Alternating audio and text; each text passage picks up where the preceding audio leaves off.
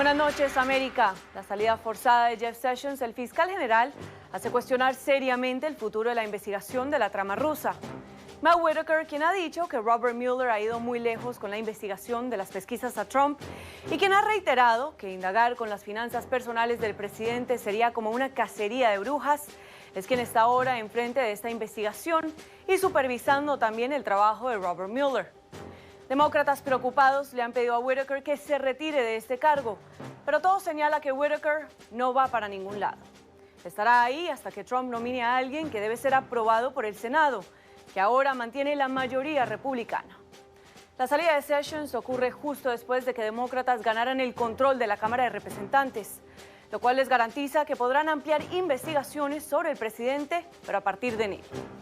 A muchos les parece sospechoso que justo ahora se haga el cambio de Sessions. ¿Estará en peligro la transparencia de la investigación liderada por el fiscal especial Robert Mueller? Son las 8 en Bogotá, Lima y Quito y la costa este de Estados Unidos y las 10 en Buenos Aires y Santiago. Yo soy Emiliana Molina, hoy en sustitución de Gustavo Alegret, y esto es Poder Latino.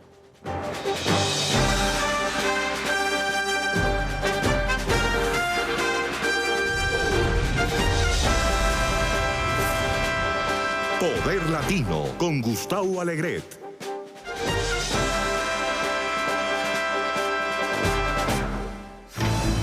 Iniciamos con nuestra primera noticia la noche de hoy. Trump firmó un decreto que básicamente le prohíbe a aquellas personas que ingresan a Estados Unidos de manera ilegal pedir el beneficio migratorio de asilo. Ahora, el mandatario estadounidense asegura que aquellas personas que quieran entrar a Estados Unidos deben hacerlo por medio de puertos fronterizos o si no, no podrán pedir este beneficio migratorio. Por eso vamos a hablar el día de hoy con un abogado de inmigración, Diego Ferreira, que nos va a contar precisamente qué implicaciones tiene esta nueva restricción por parte de la administración de Donald Trump. Diego. Buenas noches. Estas restricciones responden a la autoridad del presidente de limitar el tipo de personas o el número de personas que entran a Estados Unidos, alegando razones de seguridad nacional. Lo que se generó es una orden interina, vamos a decir, en la cual se limita la oportunidad para aplicar para asilo. En otras palabras, si una persona entra al país ilegalmente, ellos están argumentando que esa persona no va a poder aplicar para el asilo, que si quiere la protección de los Estados Unidos, lo va a tener que hacer a través de un puerto de entrada, básicamente solicitándole directamente al oficial de inmigración su intención, expresando su intención de aplicar para asilo. Si la persona entra ilegalmente y se entrega o lo agarran, el gobierno está argumentando, la presidencia está argumentando de que no van a poder entonces tener acceso al remedio de asilo. Se les daría la oportunidad de aplicar para algo que es parecido al asilo, que se llama la retención de la deportación o el withholding, pero eso tiene un estándar más alto de prueba que el asilo y es una cosa bien importante, no necesariamente te va a dar la oportunidad de solicitar una fianza para salir al momento de ser detenido.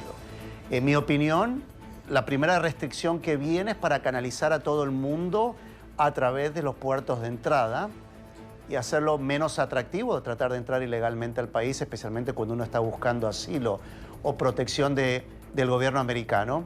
Y segundo, lo que podríamos esperar de esta administración es que en el futuro se restrinja la opción de solicitar fianza o solicitar otras avenidas para poder aplicar para asilo según ahora los términos nuevos y después tener la oportunidad de entrar al país y ser liberado. Diego, ¿y cómo se diferencia este nuevo reglamento de la administración de Trump a cómo se podía peticionar un asilo en épocas pasadas? La ley de asilo es bien clara. Uno puede solicitar asilo en territorio estadounidense dentro de un año de haber entrado, a menos que hayan circunstancias especiales. En otras palabras, yo entro al país de una manera legal, tengo un año para solicitar el asilo. Yo entro al país de una manera ilegal y no me agarran, tengo la oportunidad entonces también de presentar una aplicación de asilo dentro de un año de haber entrado. Si yo entro y me agarra inmigración dentro de una cierta distancia de la frontera, dentro de un periodo de tiempo determinado también, ellos me darían una orden expedita, una orden rápida de deportación, pero ahí yo tengo la oportunidad de solicitar una entrevista de miedo creíble.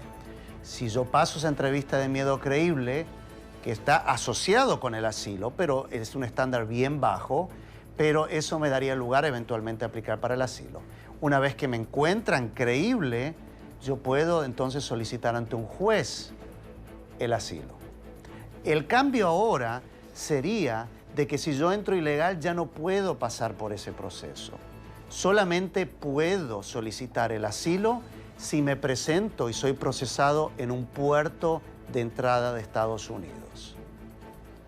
Diego Ferreira, gracias por acompañarnos. Continuamos porque un ex militar de 28 años de edad mata a tiro al menos a 12 personas en un bar de California mientras universitarios se encontraban en una fiesta de música country. Según las autoridades, ya se habían prendido alarmas con el presunto sospechoso, el autor de este tiroteo. Y testigos comentan que vieron a este hombre ingresar al bar, lanzar una bomba de humo y luego comenzar a disparar. Para esta noticia traemos a nuestro experto Luis Quiñones, un veterano y también un miembro de la Asociación Nacional del Rifle. Luis, bienvenido. Según las autoridades, ya se habían prendido alarmas en cuanto al sospechoso de este tiroteo. ¿Qué habría que hacer para prevenir que hechos como este hubieran ocurrido?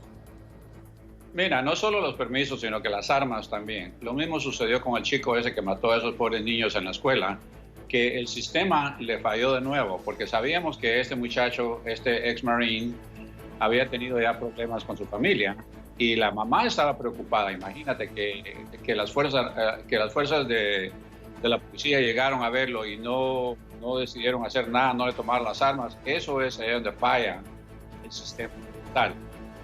Luis, ¿cómo podemos mantener en vigencia la segunda enmienda de la Constitución estadounidense, pero al mismo tiempo proteger a los americanos?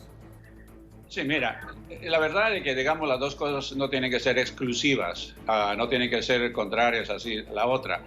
Hay que tener sentido común. Mira, una de las cosas que sucede ahorita, si yo veo que mi vecino está actuando muy mal y yo sé que tiene armas y yo lo reporto a la policía, si la policía no toma ninguna acción, entonces él me puede venir a mí a meter un juicio por acciones civiles. A mí me parece que del Congreso o las autoridades de los estados deberían de pasar una ley parecida a la que le llaman el buen samaritano, que si tú, de buenas intenciones y con buenas morales, decidiste reportar una cosa de esa naturaleza, no vas a ser expuesto a que te metan un pleito legal. Recuérdate que en este país, yo no entiendo qué es lo que está sucediendo en Estados Unidos, pero más de 1 millón de personas usan sus armas anualmente para defenderse o defender a su familia. Más de 1 millón de personas. Es increíble la cantidad. Cuando yo veía esas figuras, no lo podía creer. Luis, este es el tiroteo número 307 en lo que va del año. ¿Habría de cierta manera que limitar la segunda enmienda en esta Constitución para prevenir futuros tiroteos como este? Sí, hay que limitar a personas que no tienen derecho a detonar armas. Como te digo, una persona con problemas emocionales o mentales, hay que quitarles la manera de hacer daños. Tenemos que un piloto que estaba completamente bien deprimido, había tenido problemas, fue a matar a 158 pasajeros y se mató él con ese avión del Airwing, el Germanwings, y ahí nadie se escandalizó y francamente ahí lo que sucedió de nuevo fue que el sistema mental falló. Si decir hay que restringir los derechos de las personas que no deberían de portar armas, nosotros estamos de acuerdo 100%. Que las familias, los amigos tienen una obligación también de tratar de reportar, de ver si una persona está actuando de una manera muy irresponsable, que le quiten las armas. Estamos de acuerdo con eso. Luis Quiñones, veterano y también miembro de la Asociación Nacional del Rifle, muchas gracias por acompañarnos. Vamos a pasar ahora a nuestro segundo experto en este tema, que se trata de Eugenio Weigand. Él es experto en Center for American Progress de el control de armas. Eugenio, hablamos ahorita con Luis Quiñones, que es un miembro de la Asociación Nacional del Rifle, y que él piensa personalmente que de cierta manera se debe limitar el acceso a las armas para personas como el autor de este tiroteo en California. Pero, ¿qué medidas en términos políticos y legales se deben tomar precisamente para restringir el acceso a las armas? Sí, bueno, como dice la segunda enmienda, cada persona tiene derecho a portar armas, pero esta no quiere decir que no se pueda limitar en caso de ciertas conductas o antecedentes de la persona. Por ejemplo, si una persona es violenta en un contexto doméstico, es violento con su familia, no tendría por qué tener derecho a portar un arma. También personas que han mostrado o han dado señales de que van a cometer un tiroteo, como fue en el caso, por ejemplo, del tiroteo en Florida, donde esta persona dijo que iba a realizar el tiroteo. Hay leyes que se pueden implementar para que las policías o inclusive familiares de esta persona intercedan y antepongan una restricción temporal de los derechos de esta persona a comprar armas, ¿no? Creo que estas leyes se van a empezar a pasar más frecuentemente a nivel estatal, y si esto pasa y agarra fuerza a nivel estatal, en unos años también lo veremos, ojalá, a nivel federal. Eugenio, muchísimas gracias por acompañarnos la noche de hoy. Pasamos ahora a Venezuela, porque nuevas cifras de Estados Unidos encuentran que el éxodo de venezolanos alcanza hasta los 3 millones de personas que han huido de este país caribeño. Esto hace que el éxodo sea comparable a también los refugiados o el número de refugiados que han huido de países devastados por la guerra como Siria y Afganistán. Este tema me lleva a hablar con nuestro siguiente experto. Se trata de Francisco Quintana, que es el vocero de SEGIL. Francisco, bienvenido y muchas gracias por acompañarnos esta noche. ¿Cómo se comparan estas cifras a los números de refugiados que huyen de países como Siria o Afganistán que se han visto impactados por la guerra? La crisis que estamos viviendo en este momento en las Américas tiene paralelos, pero también tiene varias diferencias. Uno de los paralelos, tal vez el más fácil de identificar, es la magnitud que ha alcanzado la crisis en la actualidad. El día de ayer, ACNUR anunció que ya son 3 millones de personas fuera del país de Venezuela, estando 2.4 millones en el continente y 600.000 personas en otras regiones fuera de América Latina y el Caribe. Una de las diferencias de la crisis es que la hermandad que se ha visto por parte de los pueblos latinoamericanos, el idioma ha sido un factor de cohesión y también la historia común que tenemos. En ese sentido, Colombia, Perú, Ecuador, Argentina, Chile recibieron de una manera muy positiva las primeras oleadas de personas que salieron de Venezuela. Esto en comparación con otras regiones del mundo donde la diferencia de idioma, la diferencia étnica ha generado graves problemas de xenofobia y discriminación. Sin embargo, los países de la región, ante el aumento creciente de la oleada de personas migrantes y refugiadas venezolanas, han empezado a cambiar sus actitudes. Francisco, ¿y cuál ha sido su impacto en la región? El impacto en la región se va acrecentando por el número de personas desplazadas. Si bien los gobiernos han tenido respuestas muy positivas, los presupuestos en materia de salud, de educación, de atención a las personas migrantes ha sido rebasado en cualquier capacidad. El mes pasado estuvimos en la frontera de Tumbes, en Perú, y ya se veía venir el problema que generaría la falta de otorgamiento de la protección temporal para aquellas personas que llegaran después del 31 de octubre. El 1 de noviembre, en la frontera de Tumbes, entre Perú y Ecuador, se calculaba que había más de 7.000 personas solamente en un día. En las fronteras de Ecuador con Colombia también hemos visto ya en la población de Sucumbios aumentos en esa magnitud de 2.000 personas, 1.000 personas por día. Esto ha generado algunos problemas de atención por parte de los gobiernos. A pesar de que vemos la voluntad de llevar a cabo los trámites, los gobiernos no estaban preparados para atender este número de población. Se calcula, en el verano pasado se calculaba que se tardarían 30 años los gobiernos de la región para otorgar una condición de refugiado o refugiada a las personas. Es por ello que se deben de generar mecanismos para una atención colectiva a esta crisis. ¿Cuál es hasta el momento el papel que juega Estados Unidos en esta zona y también qué papel debería jugar a futuro para ayudar a que esta crisis se alivie de alguna manera? Estados Unidos se ha caracterizado por ser un estado que recibe a la población migratoria desde sus inicios, desde su fundación.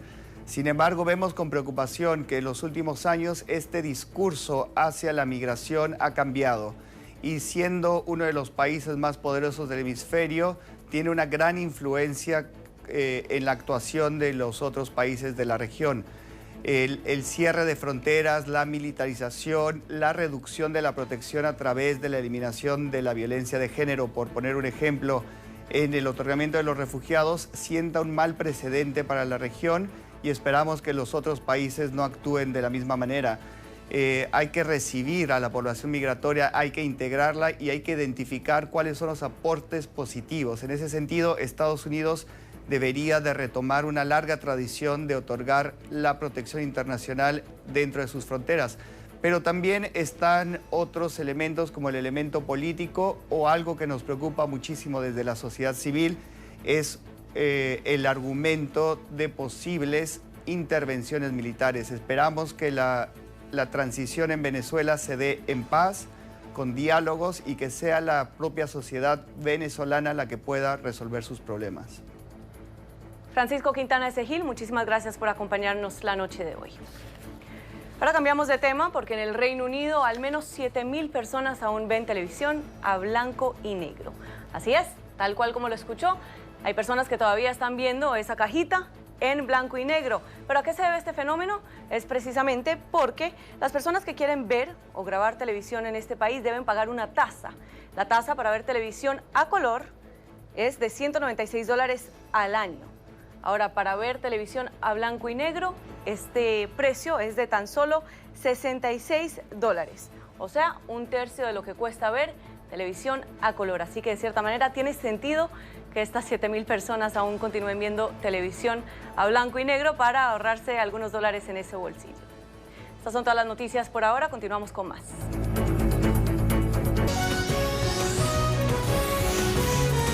Continuamos con Poder Latino. Muchas gracias por continuar con nosotros en Poder Latino. Nos encontramos en este momento con el periodista nicaragüense Jaime Arellano. Jaime, bienvenido, muchas gracias por estar con nosotros. Gracias a ti por invitarme al programa y darme la oportunidad para que el mundo se siga enterando de lo que está sucediendo en Nicaragua. La lucha que está teniendo un pueblo en una revolución cívica y pacífica para derrotar una dictadura que está usando la fuerza militar, paramilitares, para masacrar a su pueblo. Así que toda esta ayuda que tú das a través de tu programa, toda la ayuda que da el periodismo internacional para que el mundo sepa lo que está sucediendo en Nicaragua y lo que está padeciendo el pueblo de Nicaragua, pues es una ayuda que no tiene valor, así que te lo agradezco enormemente. No, gracias a usted por estar acá con nosotros. Precisamente vamos a poner los ojos sobre Nicaragua porque no es ningún secreto que se han visto más de 300 muertes, ¿no?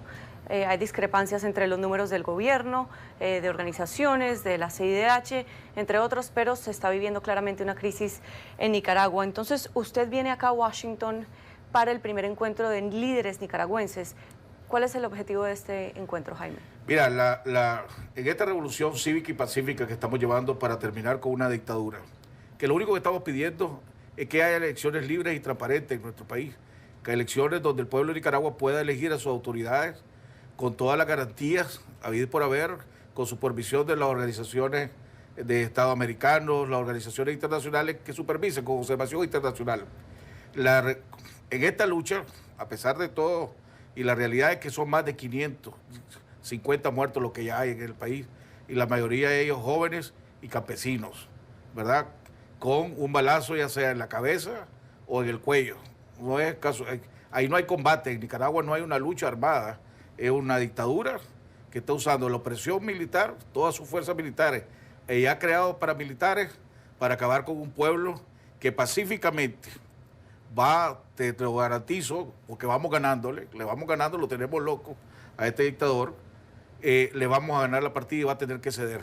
Entonces, lo que tenemos en la reunión ahora es para que los nicaragüenses que están en el exilio, que han tenido que exiliar, los nicaragüenses que ya vivían en el exterior, más los nicaragüenses que estamos allá, ya nos sentemos y a coordinar mejor las estrategias a seguir, a que haya mejor comunicación y a ver cómo todos nos unimos de una vez por todas en el sentido de crear estrategias conjuntas para ya en esta recta final el dictador Ortega, el presidente Ortega entienda que no le va a quedar más remedio y que Nicaragua no va a permitir, ya no va a permitir que destruya la economía a como destruyó la institucionalidad y el Estado de Derecho en nuestro país. Entonces, hemos sido invitados para venir aquí a Nicaragua, para venir aquí a Washington, y yo soy de los nicaragüenses que estamos en Nicaragua en la lucha. Jaime, y usted mismo como periodista ha sido censurado por el gobierno de Daniel Ortega. ¿Qué tipo de ayuda ha recibido de parte de la comunidad internacional y le parece hasta el momento que es suficiente? Mira, yo creo que la comunidad internacional está haciendo su trabajo, está empezando a hacer su trabajo. Me hubiera gustado que hubieran reaccionado con mayor beligerancia y hubieran actuado antes, ¿verdad? A veces uno cuestiona cuántos muertos tiene que haber en un país para que la comunidad internacional reaccione. Y no debería ser así. La comunidad internacional, en cuanto se ve las primeras violaciones de los derechos humanos, en cuanto se ve que se está faltando al Estado de Derecho, debería reaccionar inmediatamente. Pero sí no me puedo, yo creo que ya la comunidad internacional, una vez que se dio cuenta la barbaridad y la masacre que está sufriendo el pueblo de Nicaragua, ha empezado a reaccionar positivamente. La Organización de Estados Americanos ha reaccionado, las Naciones Unidas ha reaccionado, la comunidad internacional ha reaccionado. En los Estados Unidos ha empezado a reaccionar. Ya hay 2 proyectos para sancionar al gobierno del presidente Ortega, que creemos que una vez que esas sanciones sean aprobadas y entren en vigencia, y esperemos que sean aprobadas estos días, ya ahora que ya pasaron las elecciones de medio término aquí en este país, eso va a obligar aún más al presidente Ortega, que tiene que entender de que no nos puede matar a todos, no puede matar a los 6 millones de nicaragüenses, ni nos puede echar preso a los 6 millones de nicaragüenses. Entonces, que va a tener que negociar, aunque está duro, pues, o sea, están pasando cosas en mi país. Hace 2 días, 3 días, le echaron preso, le condenaron a 20 años de cárcel a un trabajador humilde por vender banderas azul y blanco. Hay jóvenes que están siendo condenados por terrorismo, por andar en marchas. Le dan 15 años, 20 años de cárcel. Ahorita hay más de 1000 presos políticos que están siendo torturados física y psicológicamente. Y eso es muy importante que lo vea, que lo sepa el mundo. Y te aprovecho, hace 10 días, 2 semanas, había un grupo de las presas políticas en la cárcel de mujeres, una mujer que ya fue condenada a Irlanda Jerez, sencillamente por andar en la marcha le dieron 20 años de cárcel. La llevaron y la querían llevar a interrogar. Y ella dijo, pero ¿por qué me van a llevar a interrogar a mí si yo ya estoy condenada? Nada, tengo que dar. Entonces la quería llevar a la fuerza. Entonces todas las demás presas solidariamente no dejaron que la sacaran. Pues los cobardes del gobierno, a las media hora, 2 horas, entraron 20 hombres encapuchados de negro a la cárcel de las mujeres y la pasaron vapuleando por más de 2 horas. Salieron golpeadas, heridas y todo lo demás. 20 hombres con palos y con todo eso vapuleando a mujeres. Ahí hay ese tipo de salvajismo que está sufriendo el pueblo de Nicaragua. Hay una otra mujer, señora Muñoz, tiene cáncer en el páncreas. Te voy a las 2 caras. Una mujer con cáncer en el páncreas. Iba a recibir su tratamiento y después se iba a las marchas, cívica y pacíficamente a protestar y a exigir. En una de esas cayó presa. Tiene ya 2 meses de que no le permiten recibir su tratamiento, no le permiten recibir su medicina. Y para todos aquellos que, imagínense que conocemos lo que es el cáncer, el dolor y un páncreas que es terminal, no tiene salvación la mujer, el dolor que está recibiendo. Jaime, pero hablando de ese dolor, usted también ha sido de cierta manera víctima de este gobierno, ¿no? Cuénteme un poco de sus propias experiencias y cómo usted también siendo víctima de censura por parte de este gobierno, ¿qué está haciendo para ayudar a que Nicaragua salga adelante? Bueno, mira, yo desde el 2007, que ganó el presidente Ortega, yo sabía que él no iba a cambiar. Como decimos nosotros, el zorro perderá las rayas, pero no pierde las mañas, ¿verdad? Y empecé a denunciar todos los abusos y todo lo que venía cometiendo y advirtiendo al pueblo de Nicaragua que él estaba tratando de crear una dictadura institucional, porque se iba apoderando poco a poco de todas las instituciones, del Poder Judicial, de la Procuraduría, de la Contraloría, poco a poco iba colocando. ¿Y usted sintió que en ese momento la gente o la comunidad internacional estaba haciendo algo al respecto? No, nadie me decía, no, estás viendo, perdón la palabra, estás viendo las cosas todo muy negativo, son muy negativos. Entonces lo que hizo el gobierno es presionó para que me cerraran en un canal, el programa, que era, modestia aparte, el número 1 en los ratings, pero pasé a otro canal. En el otro canal estuve un año siguiendo las denuncias y me volvieron a cerrar al año, presionaron al canal de quitarle la licencia y en la última y en el siguiente canal de quemarlo, si me mantenían ahí. Me cerraron, pero nosotros seguimos la lucha después con radio, programas de radio, y después regresamos a la televisión nuevamente, el canal 100% Noticias, que cuando empezó la masacre en abril, 100% Noticias presentó todas las imágenes y todo lo que había. Y el gobierno le advirtió al dueño del canal que o me cerraba mi programa y dejaba de transmitir la noticia o le iban a cerrar el canal.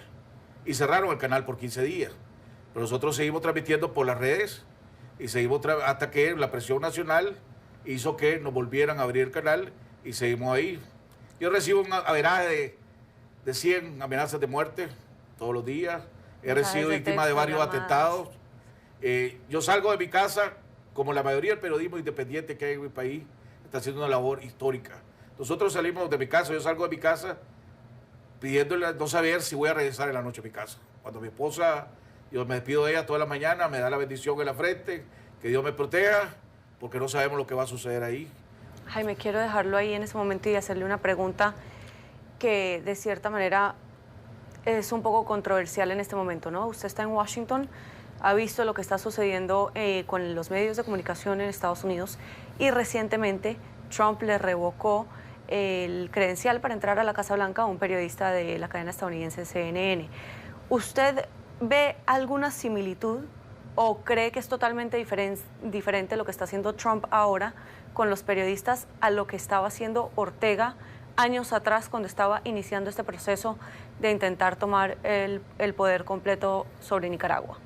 Bueno, yo creo que, en primer lugar, lo parecido y la coincidencia que hay ahí es que es un atentado ante la libertad de prensa, ¿verdad? Que cualquier presidente está obligado a responder a las preguntas y a las inquietudes que tenga el periodismo.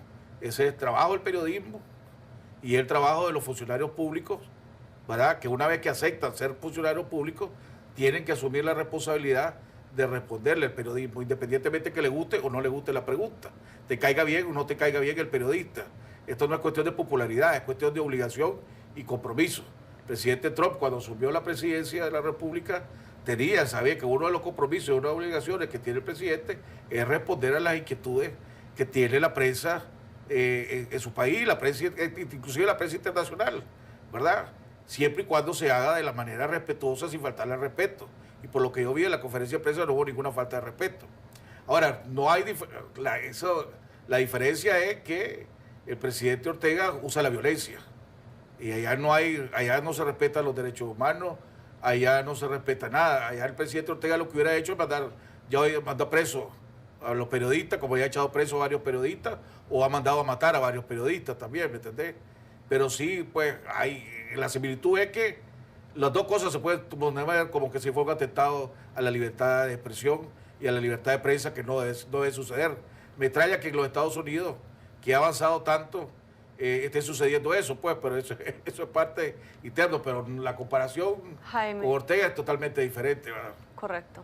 Se nos acaba el tiempo, pero quiero darle unos 20 segundos para que le envíe un mensaje a los nicaragüenses y a la gente en la región y si cree que de cierta manera o está preocupado de cierta manera por la libertad de prensa en Latinoamérica.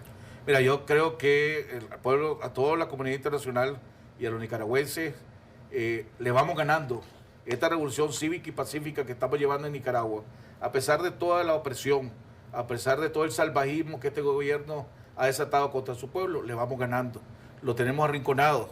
El presidente Ortega está solo, la comunidad internacional ya no lo respalda, en Nicaragua no lo respalda, todos los sectores están unidos en un solo punto de que se tiene que ir. No queremos conflicto armado, no es una lucha, no es una guerra civil la que estamos viendo en Nicaragua, es un pueblo que cívica y pacífica está siendo víctima de una opresión militar por parte del gobierno. Yo creo que lo que sucede en Nicaragua le debe importar a toda la comunidad internacional, porque ahí es donde comienzan. Y sí hay en Nicaragua, está en peligro la libertad de expresión, está en peligro la libertad de prensa, y por eso es que ha habido una solidaridad de la comunidad internacional y el sistema, la CIP y todo lo demás con el periodismo nicaragüense. Es más, periodismo nicaragüense le dieron el premio ahorita a la CIP por el reconocimiento a la extraordinaria labor que está haciendo el periodismo independiente de Nicaragua. Jaime, muchísimas gracias por acompañarnos. Vamos a cerrar con ese mensaje. Nos vamos a una corta pausa y ya regresamos con más de Poder Latino. Continuamos con Poder Latino. Muchas gracias por continuar con nosotros en Poder Latino. En este segmento del debate me acompaña José Aristimuño, analista demócrata y también presidente y CEO de Now Strategies. José, bienvenido. Gracias. También por este lado, el lado de los republicanos, me acompaña Ken Oliver, un analista republicano, y también el director de MRC Latino. Bienvenido, Ken. Gracias, Mediana. Placer. Gracias por acompañarnos a ambos. Bueno, vamos a empezar con el primer tema, y es Trump, la administración, la Casa Blanca, porque ha firmado un decreto el día de hoy, básicamente negando que aquellos inmigrantes que quieren entrar al país y pretenden hacerlo de manera ilegal puedan pedir asilo aquí en Estados Unidos, ¿no? Este beneficio se le solicita a aquellas personas que vienen a cualquier nación bajo leyes internacionales, ¿no? Una persona tiene el derecho a llegar al país, pedir asilo. Este país, por el proceso de estas leyes internacionales, debe escuchar al inmigrante y, de cierta manera, mientras se procesa la solicitud, el inmigrante no debe ser expulsado de la nación. Pero según el Departamento de Seguridad Nacional, aquellas personas que ingresen a Estados Unidos de manera ilegal serán detenidas, procesadas y posteriormente deportadas. Ken, ¿qué te parece este paso por parte de la administración? Es un paso acertado a mi juicio porque tenemos una inundación de casos de decenas de miles. Los tribunales están llenos de casos pendientes que no se han procesado. También es un peligro para los que vienen en el camino. Y tenemos que estar claros de muchos de estos casos de pedido de asilo no cualifican realmente para asilo. Son personas que buscan empleo y no cualifican para asilo político ni de otro tipo. José, Ken tiene un buen punto, ¿no? Pero muchas de estas personas no tienen opción en Centroamérica. O sea, hablando con inmigrantes que residen acá en Washington, que es una comunidad donde residen bastantes salvadoreños indocumentados, ellos nos comentaban que, uno, se quedan en Centroamérica, en El Salvador, y corren el peligro, algunos, de perder su vida, o dos, arriesgan su vida intentando cruzar a Estados Unidos en busca de un mejor futuro. Sin duda, yo creo que Ken y yo podemos estar de acuerdo que la cantidad de personas que están llegando a Estados Unidos es demasiada. Tenemos que buscar una manera, creo que parte de esto es trabajar con el Congreso y pasar una reforma migratoria comprensiva. Y número dos, tenemos que trabajar con los países de Centroamérica que hagan una mejor labor de informarle a su gente y a su pueblo, número uno, el peligro que están llevando cuando están haciendo ese paseo de millas, ese viaje de millas. Pero al final del día, yo creo que también lo que ha hecho esto tan triste es la manera que el presidente Trump ha usado a estas personas, ha hecho juegos políticos, ¿no? Para tratar de energizar a su base. O sea, vemos al presidente hablar de una invasión, que no es cierto, que estas personas van a llegar al país, se van a convertir en demócratas o van a ser personas criminales. Entonces, parte de la retórica del presidente no ayuda a tener una conversación seria para solucionar este problema. A la misma vez hay que reconocer que sí hay presencia indeseable en las caravanas. O sea, hay personas que por sus mismos actos cruzando la frontera con México vemos que son personas que hacen cosas mal hechas, ¿no? Y que las mujeres también, hemos visto reportajes de violaciones y etcétera, ¿no? Que esta no es la forma de proceder en términos de pedir asilo ni hacer inmigraciones. Pero es legal, vamos a estar claros, ¿no? Que es totalmente legal bajo ley internacional, que estas personas pueden venir y pedir asilo. Son personas que están corriendo riesgos de las maras en El Salvador, etcétera. Ellos no tienen el lujo, ¿no?, de pedir asilo en las embajadas de Estados Unidos en esos países. Están huyendo y están buscando una mejor vida lo más rápido posible. Estoy de acuerdo contigo, Ken, que hay otras maneras, y por eso siempre lo he repetido. La manera de solucionar todo esto es pasar una reforma comprensiva, pero el presidente Trump lamentablemente usa términos racistas, antiinmigrantes, y no se enfoca en realmente ayudar a la comunidad latina, ciertamente, y sacar a la comunidad inmigrante hacia adelante. Vamos a cambiar de tema ahora, porque esta semana también se vivió un tiroteo bastante dramático en California, en una de las ciudades, de hecho, más seguras de este estado, ¿no? Un exmilitar de 28 años de edad le entró a tiro al menos a 12 personas, y todo esto mientras se llevaba a cabo una fiesta de música country de universitarios en un bar. ¿Qué tiene que ocurrir en Estados Unidos para que no continúe sucediendo este tipo de tiroteos masivos?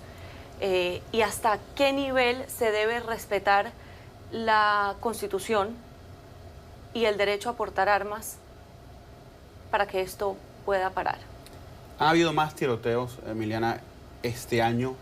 Casi han habido más tiroteos que han habido días. ¿Okay? Más de 300 tiroteos masivos en este país han ocurrido en el 2018.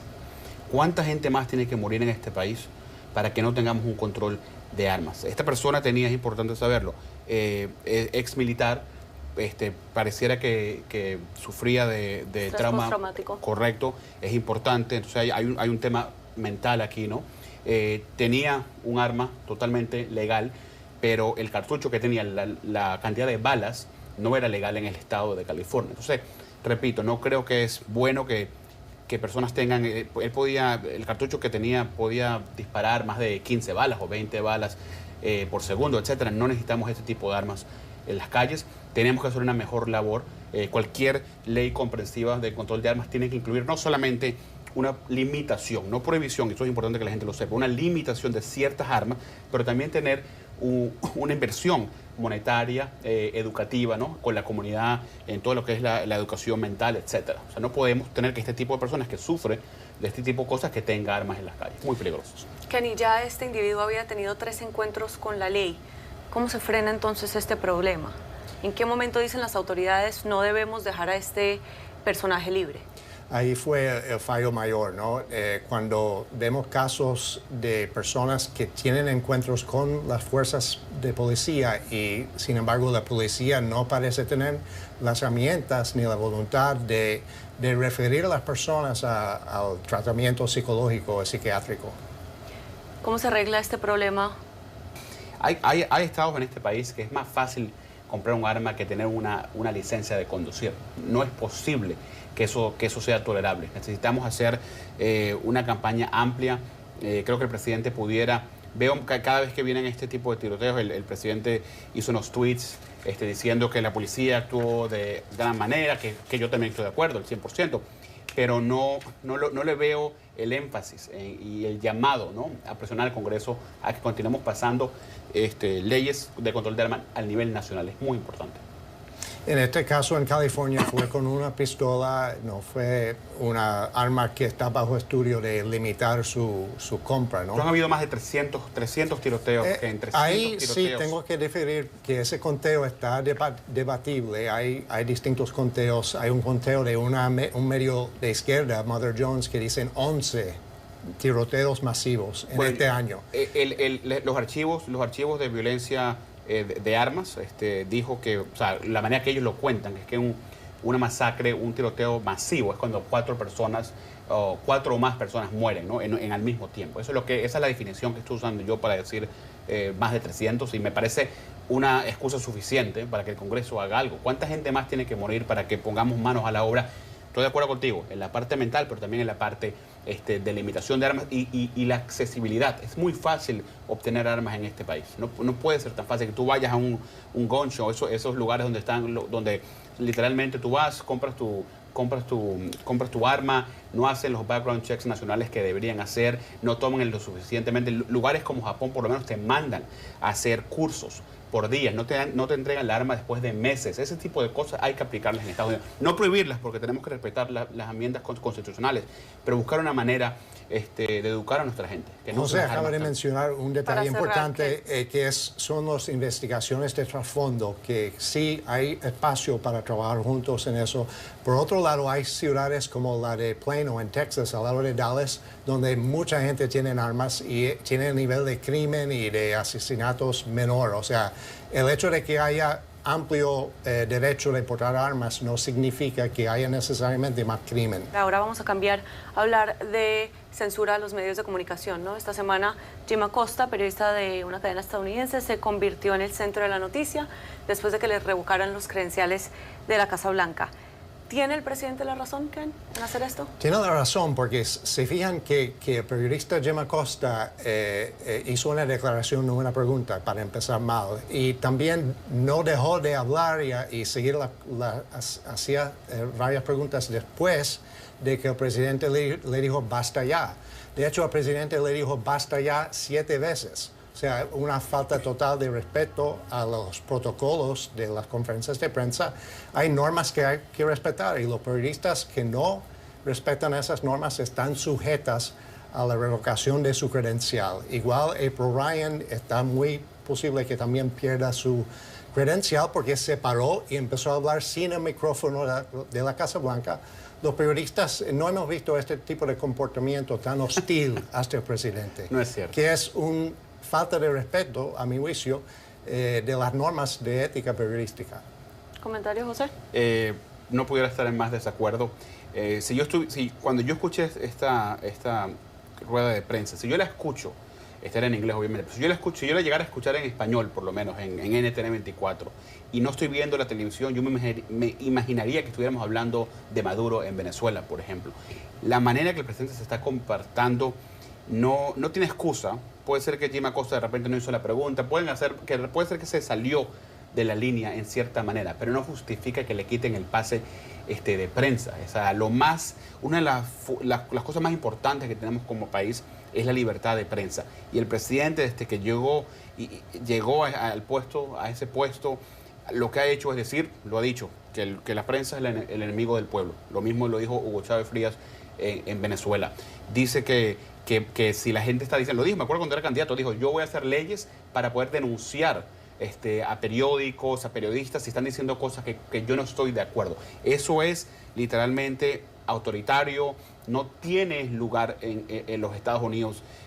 En verdad que mucha pena que le quiten el pase de prensa a Jim Acosta. Espero que no se los quiten a los otros. Una vez más, el presidente demuestra que no tiene la inteligencia, no tiene la decencia para ser presidente de los Estados Unidos. No, ahí el presidente está muy accesible a la prensa, recibió más de 60 preguntas en 90 minutos de conferencia de prensa. O sea, es un presidente muy accesible, contesta preguntas, está en los medios constantemente. No contestó ninguna pregunta de la investigación. ¿Qué? Bueno, por otro lado, Jim Acosta ya había hecho 2 preguntas.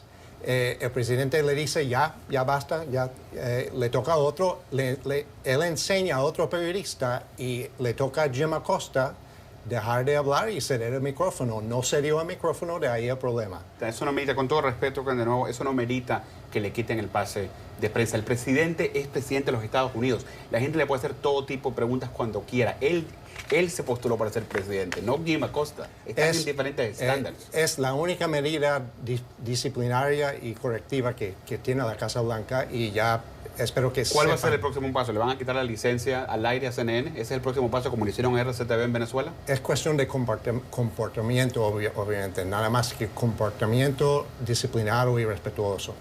Lo vamos a dejar ahí, Ken. Muchísimas gracias. José, a ti también. Gracias.